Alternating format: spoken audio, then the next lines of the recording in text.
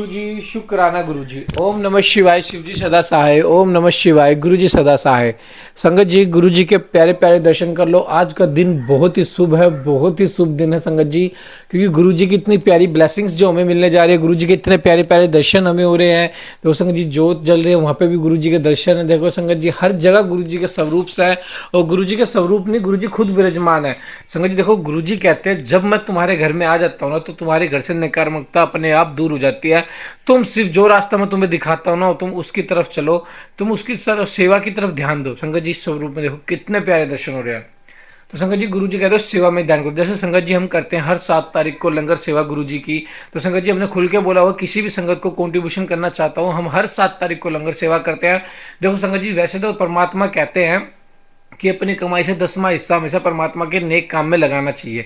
तो संगत जी ऐसा तो करना चाहिए, लेकिन मैं ये कहता हूँ आप 10वां हिस्सा मत निकालो, लेकिन कुछ ऐसा अमाउंट जरूर निकालो जो आपका किसी लंगर सेवा में, किसी के दान पुण्य में, किसी भी रूप में जाए। तो संगत जी वो घर में बहुत बरकत लेके आता है। दूसरा संगत जी, आज देवोठनी ग्यास है, आज बाबा श्याम जी का भी बर्थडे है। तो बाबा श्याम को बर्थडे, हैप्पी हैप्पी बर्थडे मुबारक, हैप्पी हैप्पी बर्थडे, बहुत बहुत शुभकामनाएं। संगत जी बाबा श्याम हमें अपने ब्लेसिंग से भरपूर कृपा करे, हम पे हमेशा प्रसन्न रहे, हमें कभी नाराज ना हो। देखो संगत जी, सब सब एक ही रूप है, सब हमारे गुरु जी के ही रूप है, सब सबके सब एक रूप है, लेकिन नाम अलग अलग है। क्योंकि नाम अलग अलग इसलिए है क्योंकि संगत जी वो तो देखो परमात्मा ही जाने ऐसा क्यों है। तो संगत जी, मैं तो मुझे बता दें कि 7 तारीख को लंगर सेवा होती है, तो उसमें कंट्रीब्यूशन जरूर करें। जय गुरु जी, शुक्राना गुरु जी। और संगत जी, अब शादियों के सीजन होने जा रहे हैं, गुरु जी काफी को ब्लेस कर रहे हैं, क्योंकि संगत जी जो रिश्ता गुरु जी ने जुड़वाया है ना, समझ लो वो उस पर पक्की स्टैंप लगा दी गुरु जी ने, क्योंकि बने ही वो एक दूसरे के लिए हैं।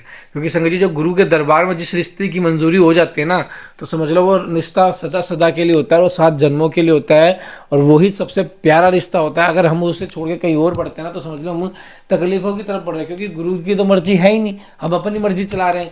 लेकिन संगत जी, गुरु का दरबार ऐसा दरबार है जहाँ पे आप एक बार चले जाओगे, मत्था टेक लोगे ना, फिर वही होगा जो आपके लिए अच्छा होगा। तो जय गुरु जी, शुक्राना गुरु जी। पाठ को एंड तक जरूर सुने, हर पाठ में एक ब्लेसिंग्स होती है। संगत जी उस ब्लेसिंग्स को ले, और संगत जी मैं बार बार कहता हूँ इस पाठ को हाथ से जाने मत दे। यह इतना प्यारा गोल्डन चांस है, शिव पुराण को सुनना इतना बड़ा महत्वपूर्ण होता है, इतनी बड़ी ब्लेसिंग्स होती है शिव पुराण को सुनना। संगत जी आप यकीन मानोगे कि आप जब सुनना स्टार्ट करोगे, आपके जीवन में कितने परिवर्तन आएंगे। तो संगत जी हर पार्ट को एंड तक सुन के प्यारा सा कमेंट जरूर करें। जय गुरु जी, शुक्राना गुरु जी। अपनी हाजिरी जरूर लगाएं। जय गुरु जी। जय गुरु जी। ऋषियों का ब्रह्मा जी के पास तथा उनकी स्तुति करके उनसे परम पुरुष के विषय में प्रश्न करना और ब्रह्मा जी का आनंद मगन हो रुद्र कहकर उत्तर देना। सूत जी कहते कि महर्षियों, पहले अनेक कल्पों के बारंबार बीतने पर सूद काल के पश्चात जब यह वर्तमान कल्प उपस्थित हुआ और सृष्टि का कार्य आरंभ हुआ, जब जीविका साधक कर्म, कृषि, गौरक्षा और वाणिज्य की प्रतिष्ठा हुई तथा प्रजा वर्ग के लोग सजग एवं सचेत हो गए, तब 6 कुलों में उत्पन्न हुए महर्षियों में परस्पर बहस छिड़ गई, यह परब्रह्म है या नहीं। इस प्रकार उनमें महान विवाद होने लगा, किंतु परम तत्व का निरूपण अत्यंत कठिन होने के कारण उस समय वहाँ कुछ निश्चय न हो सका। तब वे कुछ लोग जगत श्रेष्ठा अविनाशी ब्रह्मा जी का दर्शन करने के लिए उस स्थान पर गए जहाँ देवताओं और असुरों के मुख से अपनी स्तुति सुनते हुए भगवान ब्रह्मा विराजमान थे। देवताओं और दानवों से भरे हुए सुंदर रमणीय मेरु शिखर पर जहाँ सिद्ध और चारण परस्पर बातचीत करते हैं, यक्ष और गंधर्व सदा रहते हैं, विंगों के समुदाय कलरव करते हैं, मणि और मूंगे जिसकी शोभा बढ़ाते हैं, तथा निकुंज कंदराएं, छोटी गुफाएं और अनेक निर्झर जिसे सुशोभित करते हैं। एक ब्रह्म वन नाम से प्रसिद्ध वन है, उसमें नाना प्रकार के वन्य पशु भरे हुए हैं। उनकी लंबाई 100 योजन और चौड़ाई 10 योजन की है। उनके भीतर एक रमणीय सरोवर है जो सुस्वादु निर्मल जल से भरा रहता है। वहाँ के रमणीय पुष्पित वृक्षों पर मतवाले भौरे छाए रहते हैं। उस वन में एक मनोहर एवं विशाल नगर है जो प्रातःकाल के सूर्य की भांति प्रकाशित होता रहता है। वहाँ दूधघर्ष शक्ति से युक्त बलाभिधानी दैत्य, दानव तथा राक्षसों का निवास है। वह नगर तपाए हुए सुवर्ण का बना जान पड़ता है। उसकी 4 दीवारियां और सदर फाटक बहुत ऊंचे ऊंचे हैं। छोटे बुजुर्गों, ढालू छतों, आवास स्थानों तथा सैकड़ों गलियों से उस नगर की बड़ी शोभा है। यह विचित्र बहुमूल्य मणियों से आकाश को चूमता सा प्रतीत होता है तथा कई करोड़ विशाल भवनों से अलंकृत है। उस नगर में प्रजापति ब्रह्मा अपने सदा सभासदों के साथ निवास करते हैं। वहां जाकर उन मुनियों ने साक्षात लोक पितामह ब्रह्मा जी को देखा। देव ऋषियों के समुदाय उनकी सेवा में बैठे थे। उनकी अंकांति शुद्ध स्वर्ण के समान थी। वे सब आभूषणों से विभूषित थे। उनका मुख प्रसन्न था, उससे सौम्य भाव प्रकट होता था। उनके नेत्र कमल दल के समान विशाल थे। दिव्य कांति के से संपन्न, दिव्य गंध एवं अनुलेपन से चर्चित, दिव्य सफेद वस्त्रों से सुशोभित तथा दिव्य मालाओं से विभूषित ब्रह्मा जी के चरणारविंदों की वंदना सुरेंद्र तथा योगिंद्र भी करते थे। जैसे प्रभा दिवाकर की सेवा करती है, उसी प्रकार समस्त शुभ लक्षणों से संयुक्त साक्षात सरस्वती देवी हाथ में चवरले उनकी सेवा कर रही थी। इससे उनकी बड़ी शोभा हो रही थी। ब्रह्मा जी का दर्शन करके उन सभी महर्षियों के मुख और नेत्र खिल उठे।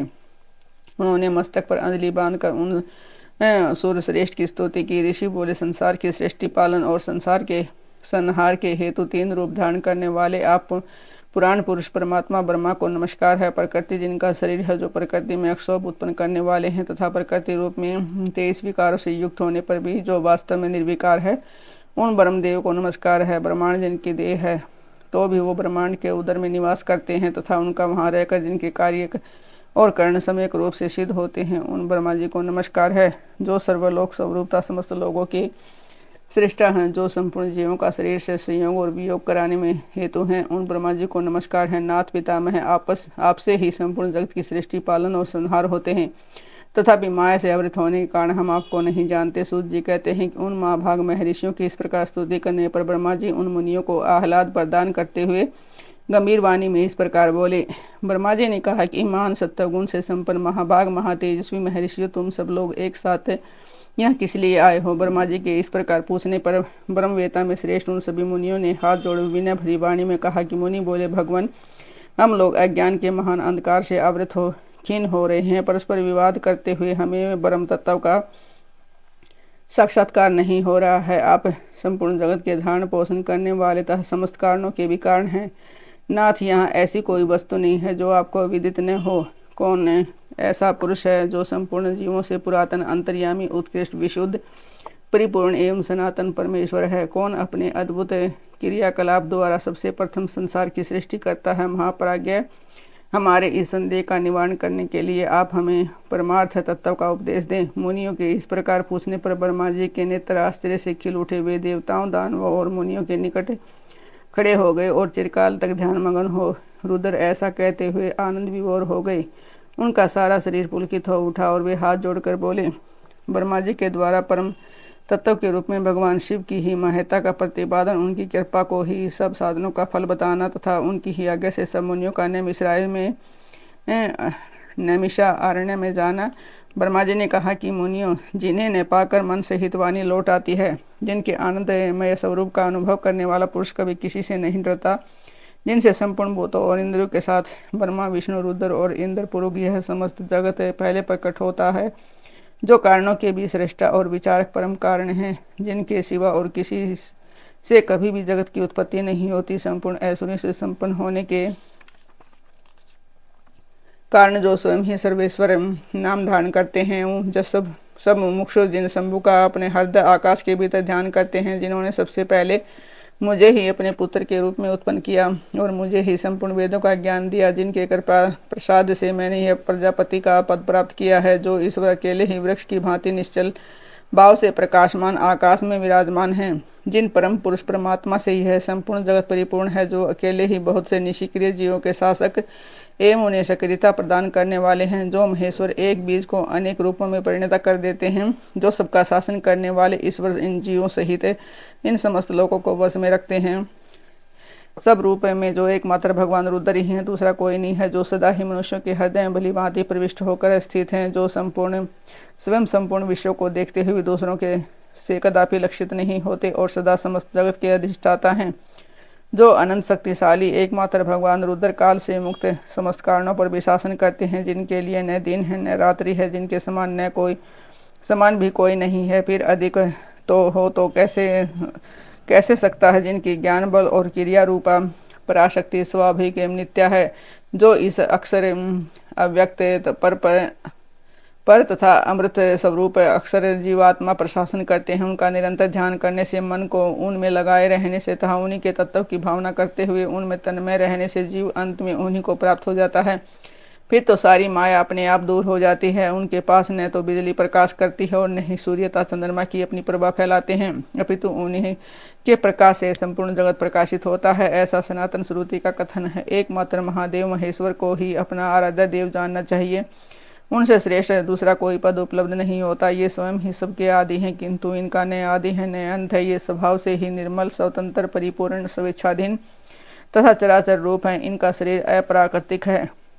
ये श्रीमान महेश्वर लक्ष्य और लक्षण से रहित हैं। ये नित्य मुक्त होकर सबको बंधन से मुक्त करने वाले हैं। काल की सीमा से परे रहकर काल को प्रेरित करने वाले हैं। ये सब ऊपर निवास करते हैं, स्वयं ही सबके आवास स्थान है, सर्वज्ञ हैं तथा 6 प्रकार के अद्भुत से युक्त इस संपूर्ण जगत के पालक हैं। उत्तरोत्तर उत्कृष्ट भूतों से वे परम उत्कृष्ट हैं। उनसे बढ़कर दूसरा कोई नहीं है। अनंत आनंद राशि रूपी मकरंद का पान करने वाले मधुव्रत हैं। अखंड ब्रह्मांडों को मसल कर मृत पिंड के समान कर देने की कला में पंडित हैं। उदारता, वीरता, गंभीरता और मधुरता के महासागर हैं, जिनके समान भी कोई वस्तु नहीं है। फिर उनसे बढ़कर तो हो ही कैसे सकती है। वे उपमा रहित हैं, समस्त प्राणियों के राजाधिराज के रूप में विराजमान हैं।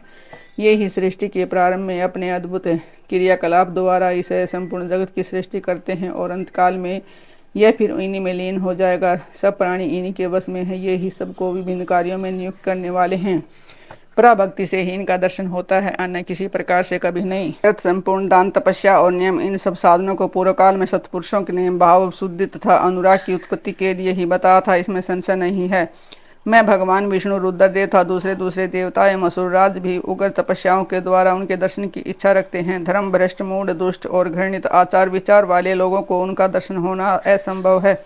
भक्त जन भीतर और बाहर भी उन्हीं का पूजन एवं ध्यान करते हैं। यह रूप 3 प्रकार का है, स्थूल, सूक्ष्म और इन दोनों से परे। हम सब देवता आदि जिस रूप को प्रत्यक्ष देखते हैं वह स्थूल है। सूक्ष्म रूप का दर्शन केवल योगी को होता है और उससे भी परे जो नित्य ज्ञान स्वरूप, आनंदमय तथा अविनाशी भक्त स्वरूप है, वह उसमें निष्ठा रखने वाले भजन परायण भक्तों की ही दृष्टि में आता है। भगवद व्रत का आश्रय लेने वाले भक्त ही उसको देख पाते हैं। इस विषय में अधिक कहने से क्या लाभ है। गुह्य से भी अधिक गुह्यतर एवं उत्कृष्ट साधन है भगवान शिव के प्रति भक्ति। जो इस भक्ति से युक्त है वह संसार बंधन से मुक्त हो जाता है, इसमें संदेह नहीं है। वह भक्ति भगवान शिव की कृपा से ही उपलब्ध होती है और उनकी कृपा से ही भक्ति से ही संभव होती है। इस प्रकार ये दोनों एक दूसरे के आश्रित हैं। ठीक वैसे ही जैसे अंकुर से बीज और बीज से अंकुर होता है, जीव को भगवत कृपा से ही सर्वत्र सिद्धियाँ मिलती हैं। संपूर्ण साधनों से अंत में भगवान की कृपा ही साध्य है। अंतःकरण की शुद्धि या प्रसाद का साधन है धर्म, और उस धर्म के स्वरूप का प्रतिपादन वेद ने किया है। वेदों के अभ्यास से पहले पुण्य और पापों में समता आती है। उस समता से प्रसाद का संपर्क प्राप्त होता है तथा उसे धर्म की वृद्धि होती है। धर्म की वृद्धि से पशु के पापों का अक्षय होता है। इस तरह जिसके पाप अक्षीण हो गए हैं उस जीव को अनेक जन्मों के अभ्यास से क्रमशः उमा महेश्वर के तत्व का ज्ञान प्राप्त होकर उसके हृदय में उनके प्रति भक्ति का उदय होता है। इस भक्ति भाव के अनुरूप ही महेश्वर के कृपा प्रसाद का उद्रेक होता है। इस प्रसाद से कर्मों का त्याग होता है। कर्मों के त्याग का अभिप्राय उसके फलों के त्याग से है, कर्मों के स्वरूप त्याग से नहीं। अतः यह सिद्ध हुआ कि कर्म फलों के त्याग से शिव धर्म में मंगलमयी प्रवृत्ति होती है। इसलिए शिव का प्रसाद कृपा प्रसाद प्राप्त करने के लिए उद्देश्य से तुम सब लोग अपने स्त्री पुरुषों और अग्नियों के साथ वाणी और मन के दोषों से रहित होकर एकमात्र भगवान शिव का ही ध्यान करते रहो। उन्हीं में निष्ठा रखकर उनके भजन में तत्पर हो जाओ। उन्हीं में मन लगाकर उनके आश्रित होकर रहो। सब कार्य करते हुए मन से उन्हीं का चिंतन किया करो। 1 सहस्त्र दिव्य वर्षों के दीर्घ कालिक यज्ञ का आरंभ करके उसे पूर्ण करो। यज्ञ के अंत में मंत्र द्वारा आह्वान करने पर साक्षात वायु देवता वहां पधारेंगे। फिर वे ही तुम सब लोगों के कल्याण का ध्यान एवं उपाय बताएंगे। तत्पश्चात तुम सब लोग परम सुंदर पुण्यमयी वाराणसी पुरी को जाना, जहाँ पिनाक पानी श्रीमान भगवान विश्वनाथ भक्तजनों पर अनुग्रह करने के लिए देवी पार्वती के साथ सदा विहार करते हैं। दिव्य तुम वहाँ तुम्हें बड़ा भारी आश्चर्य दिखाई देगा। इस आश्चर्य को देखकर तुम फिर मेरे पास आना, तब मैं तुम्हें मोक्ष का उपाय बताऊंगा। इस उपाय से एक ही जन्म में मुक्ति तुम्हारे हाथ में आ जाएगी और जो अनेक जन्मों के संसार बंधन से छुटकारा देने वाली होगी। यह मैंने मनोमय चक्र का निर्माण किया है। इस चक्र को ही मैं यहाँ से छोड़ता हूँ जहाँ जाकर इसकी नेमी विषण हो जाए, टूट फूट जाए, वही तपस्या के लिए शुभ संदेश है। ऐसा कहकर पितामह ब्रह्मा ने उस सूर्य तुल्य तेजस्वी मनोमय चक्कर की ओर देखा और महादेव जी को प्रणाम करके उसे छोड़ दिया। वे सब ब्राह्मण उस लोकनाथ ब्रह्मा जी को प्रणाम करके उस स्थान के लिए चल दिए जहाँ उस चक्कर की नेमी जीर्ण शीर्ण होने वाली थी। ब्रह्मा जी का फेंका हुआ वह सुंदर चक्कर मनोहर शिलाखंडों से युक्त और निर्मल एवं स्वादिष्ट जल से पूर्ण किसी वन में गिरा। उस चक्कर की नेमी के शीर्ण होने से वह मुनि पूजित वन नेमिष नाम से विख्यात हुआ। अनेक यक्ष गंधर्व और विद्याधर वहां आकर रहने लगे। पूर्व काल में जगत की सृष्टि की इच्छा रखने वाले विश्वश्रेष्ठा एवं गाहरपत्य अग्नि के उपासक ब्रह्मयज्ञ प्रजापतियों ने वही दिव्य यज्ञ का आरंभ किया था। वही शब्द शास्त्र, अर्थशास्त्र और न्यायशास्त्र के ज्ञाता विद्वान महर्षियों ने शक्ति ज्ञान और क्रिया योग के द्वारा शास्त्रीय विधि का अनुष्ठान किया था। उसी स्थान पर वेद वेता विद्वान सदावाद और जल के बल से युक्त वचनों द्वारा अतिवाद करने वाले वेद बहिष्कृत नास्तिकों को पराहत या पराजित करते थे। तभी से नैमिषराय ऋषियों की तपस्या के योग स्थान बन गया। सप्तिक मणिमय पर्वत की शिलाओं से जरते हुए अमृत के समान मधुर एवं स्वच्छ जल के कारण वह वन बड़ा रमणीय प्रतीत होता है। वहाँ प्राय अत्यंत रसीले फल देने वाले वृक्ष हैं तथा उस वन में हिंसक जीव जंतुओं का अभाव है।